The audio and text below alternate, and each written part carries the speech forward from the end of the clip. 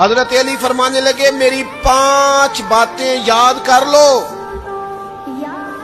اور فرمانے لگے اونٹوں پر بیٹھ کر تلاش کرنے نکلو گے تو یہ باتیں تمہیں ملیں گی کہیں بھی نہیں، لینے سے نہیں چیزیں ملیں گی۔ فرمانے لگے 5 باتیں لے لو یار حضرت شیر خدا کی 5 باتیں، آج اس کو سبق کے طور پر رٹا لگا لو، اسے یاد کر لو، دل میں بٹھا لو۔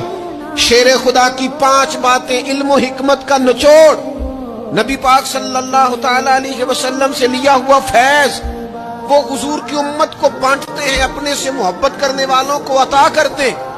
حضرت علی باتیں بیان کرتے ہیں، فرماتے ہیں پہلی بات یہ یاد رکھنا، بندے کو امید صرف اپنے رب سے رکھنی چاہیے،